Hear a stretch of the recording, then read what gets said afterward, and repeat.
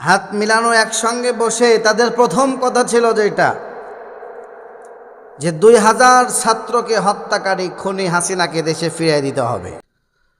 আমরা দেখতে পেলাম ব্যাংককে ডক্টর ইউনূস আর মোদি অবশেষে সেই কাঙ্ক্ষিত বৈঠক, তারা দুজন হাত মিলিয়েছে। তাদের দুজনের হাত মিলাতে শেখ হাসিনার মাথায় হাত, অন্তর জ্বালা এক যখন হয়ে গেছে, শেখ হাসিনার 12টা এবার বেজে গেছে।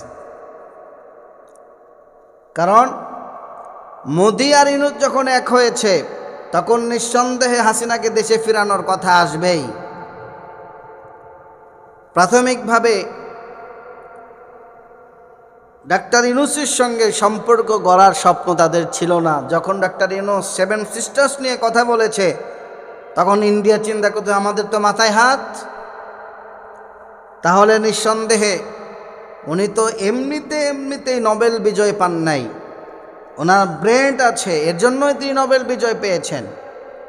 এ ডাক্তার ইউনূস কাঙ্ক্ষিত সেই বৈঠক দেখলাম দুজনে হাত মিলালেন।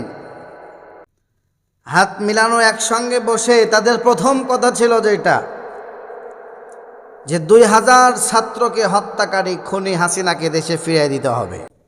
এই প্রথম শর্ত।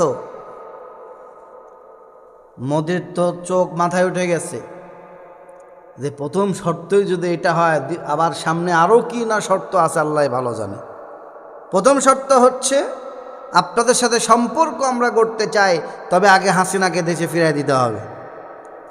এই দেশে কত ছাত্র হত্যা করেছে, কত ওলামায়ে কিরামকে হত্যা করেছে, এই দেশটাকে একেবারে পঙ্গু করে দিয়েছে। ওই মহিলাকে আগে এই দেশে ফিরিয়ে দিতে হবে। এরপরে আপনাদের দ্বিতীয় চুক্তি, দ্বিতীয় যে কথা ছিল, সেই দ্বিতীয় কথাগুলো সেটা হচ্ছে দুই দেশের মধ্যে ব্যবসা বাণিজ্য নিয়ে এদেশ থেকে ওই দেশে ভ্রমণ ভিসা, বিভিন্ন ভিসা, মেডিকেল ভিসা আসা যাওয়া নিয়ে কথা হয়েছে। তৃতীয় নম্বর যে বিষয় নিয়ে কথা হচ্ছে সেটা হচ্ছে তিস্তা। এই বেশ কিছু বিষয় নিয়ে কথা হয়েছে তাদের সাথে।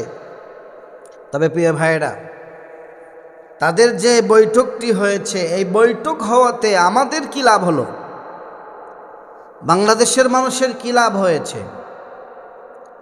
বাংলাদেশের মানুষের একটি লাভ হয়েছে যে মানুষের যে আকাঙ্ক্ষা, মানুষের যে চাওয়া, সেটা হলো শেখ হাসিনাকে এই বাংলাদেশে ফিরিয়ে এনে বিচার করা। আমি জানি অনেকে আমার প্রতি রাগ হচ্ছেন, অনেকেই আমার প্রতি রাগান্বিত অবস্থায় আসছেন। মনে রাখবেন 16টা বছর কথা বলতে পারি নাই, কিন্তু এখন এই মুহূর্তে আমরা সত্য কথা, সঠিক কথা বলেই যাব, কেউ থামাতে পারবে না। বিগত 16 বছরও থামাতে পারেন, আমরা বলেই গিয়েছি, এখনও বলতেছি, আল্লাহ বাঁচিয়ে রাখলে সামনেও বলবো ইনশাআল্লাহ। এজন্য তাদের যে বৈঠকটি হয়েছে, সারা পৃথিবীর মানুষ তাদের দিকে চায় আছে যে আসলে বৈঠক হবে কিনা। লাস্ট পর্যন্ত বৈঠকটি হয়েছে। এবার দেখার বিষয়, এই বৈঠক যে উদ্দেশ্য হয়েছিল সেইটা কাজে আসে কিনা, হাসিনা দেশে ফিরে আসে কিনা। যদি হাসিনাকে দেশে ফিরিয়ে দিতে চায় বা আসে, তাহলে বোঝা যাবে যে এই বৈঠকটা সার্থক হয়েছে।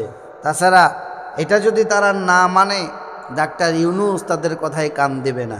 যতই ষড়যন্ত্র করুক তারা, ডাক্তার ইউনূস তাদের কথায় কান দেবে না যতক্ষণ পর্যন্ত এই দেশে ফিরিয়ে না আনে, তাকে বিচার করা না হবে।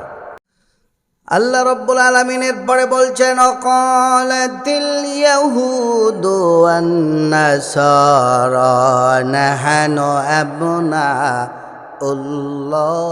ওয়া হিব্বাউ। আল্লাহ রাব্বুল আলামিন জানায় দিল, কাফের, মুশরিক, ইহুদি, নাসারাদেরকে তোমরা বন্ধু রূপে গ্রহণ করো না, কারণ তারা কখনো তোমাদের বন্ধু হবে না যতক্ষণ পর্যন্ত তোমরা তাদের ধর্মে ফিরে না যাবে, তাদের মতবাদে তোমরা না চলবে। আল্লাহ পাক শিক্ষা দিয়েছেন, ইহুদি, খ্রিস্টান, বৌদ্ধ, নাসারা এরা বন্ধু হতে পারে না মুসলমানের। মুসলমানের বন্ধু হবে ইমানদার মুমিনরা।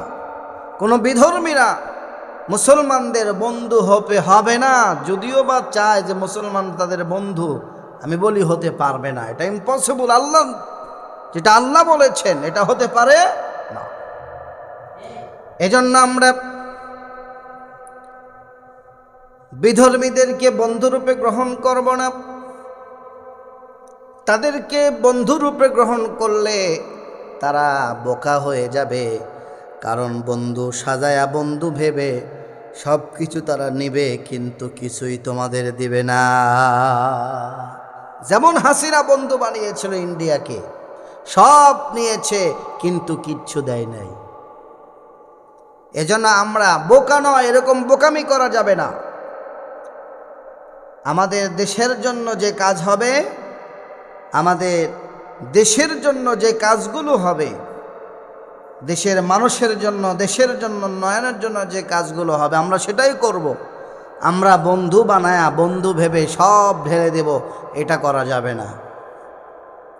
এই সমস্ত বিষয় বোঝার এবং এই সমস্ত বুঝেই বন্ধুত্ব করা যাবে। এটা শুধুমাত্র তাদের শিক্ষা না, আমাদেরও শিক্ষা এখানে আছে।